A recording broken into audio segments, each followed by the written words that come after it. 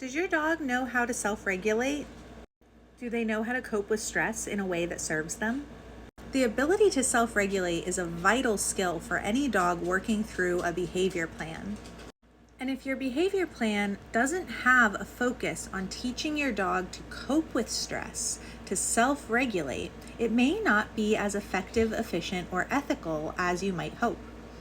We might frame self-regulation as the ability for your dog to take themselves from a higher level of stress to a lower level of stress.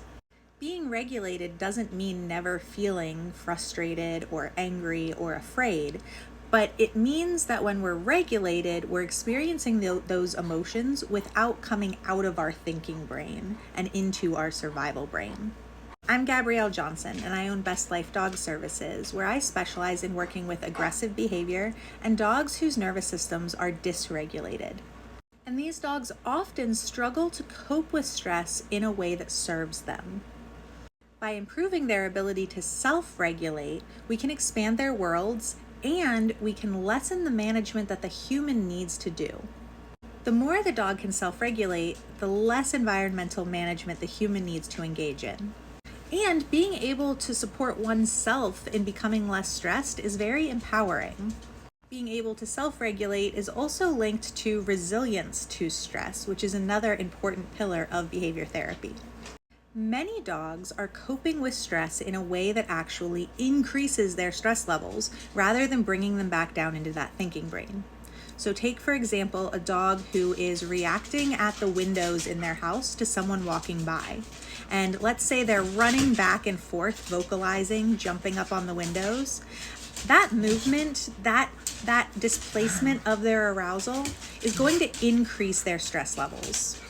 It's going to get their heart beating faster. It's going to increase their rate of respiration. It's going to bring them higher up on the stress scale. That means our negative associations are growing stronger. It means the dog is more trigger stacked throughout their day. It means it will take them more time to come down from the stress event.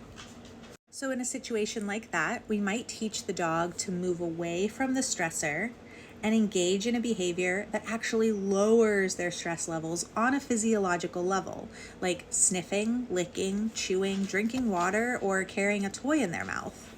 Lowering their head beneath their shoulders is going to lower their heart rate, and many of those activities release endorphins and dopamine.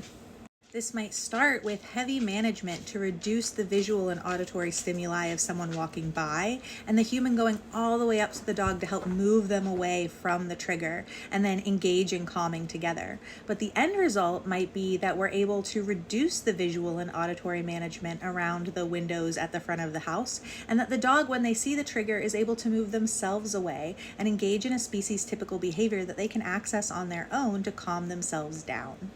We have a whole playlist on self-regulation, but if you'd like to do a deeper dive, I encourage you to join us for our Behavior Bites webinar trio.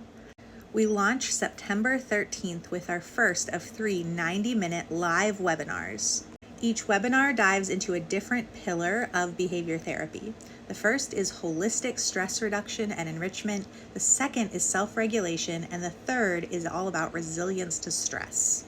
In our self-regulation webinar, we'll dive deeper into this concept. We'll talk about humans' ability to self-regulate, dogs' ability to self-regulate, co-regulation, common pitfalls related to self-regulation, in other words, how we might be making the problem worse, and you'll leave with practical skills that you can apply to your dog's work. We'll wrap up each webinar with a live question and answer session, and recordings will be available for anyone who can't join us live. We would love to see you there. You can sign up on our website,